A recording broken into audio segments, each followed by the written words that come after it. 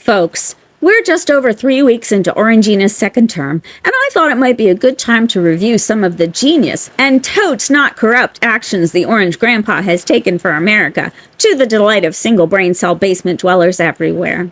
Okay? Well, obvi, he started by establishing the kinda, government agency affectionately known as Doge, led by Cuckoo for K to the Eta Meaner Kingpin, Elon Doughboy Musk. Orangina ordered the government to recognize only two sexes, male and female, because what do scientists know about intersex conditions, chromosomal variations, and the gender spectrum in general? He ordered no new wind farms, save the birds, even though wind makes up 10% of the nation's electricity. He declared a national energy emergency. That isn't actually a thing. He got all up in California's water business and emptied dams, which is gonna screw farmers come spring. He nixed the security clearance process for White House staff. He pulled us out of the Paris Climate Agreement like a big selfish dum-dum. He ordered federal agencies to deliver emergency price relief. Yeah, how's that working out for you, grocery Gomer? He ended remote work for federal workers. Take your kids to work instead, like Elon. He ordered the U.S. flag to fly at half-staff on Inauguration Day. What you gonna do about it, Jimmy Carter? Huh, tough guy? He renamed the Gulf of Mexico to the Gulf of America. Look out, he's coming for the Atlantic Ocean next. It's gonna be the Patriots Pond. Yeah.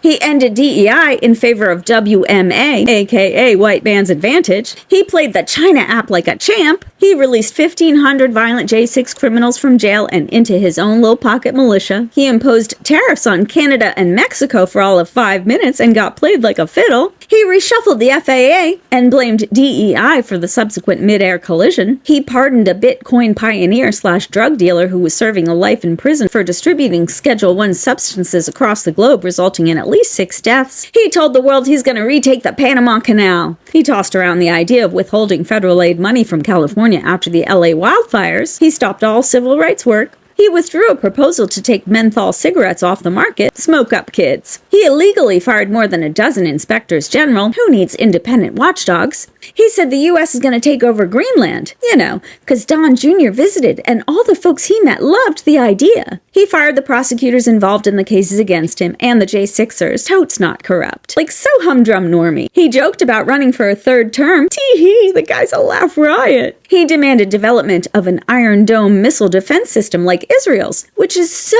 doable if you just scale up 400 times. It'll probably be super cheap, and Mexico will pay for it too. He restricted gender-affirming care for minors. Stick it to the kids, Orangina. The Christians love it. He ordered school to teach patriotic education, not racist crap that makes little white kids feel bad over real history. He said the U.S. sent Gaza $50 million worth of condoms. MAGAs were like, what? They better not have been the ribbed ones. He opened a migrant deportee camp at the Navy base at Guantanamo Bay. MAGAs were thrilled as visions of tortured brown people danced in their heads. He required federal workers to ditch pronouns in emails because they were a bridge too far, don't you know? He removed more than 8,000 government web pages with information on vaccines, veterans care, hate crimes, and scientific research, and many other topics. He threatened to cut off aid to South Africa for confiscating land from white farmers, which is all completely made up. He said Ukraine should give us rare earth minerals in exchange for assistance in the war against Russia. He said Canada should become the 51st state. Won't you be my neighbor? He tried to shiv USAID, pushed out dozens of officials, forced nearly all employees to go on leave, and let Doughboy Musk get his fat fingers all up in there. He said CBS should lose their license because 60 Minutes edited an interview with Kamala Harris to make her look good, but the tape proved he's just a schneedle. He installed himself as the chair of the Kennedy Center. Word on the street is Melania has already begun work on a one-woman show. He ordered the government to return to using plastic straws because priorities. He said the U.S. is going to take Gaza, possibly with U.S. soldiers, because he wants to turn it into the Riviera of the Middle East. And he threatened cutting off aid to Jordan and Egypt if they won't take the annoying displaced Gazans. Boy, those protest voters sure showed Kamala, huh?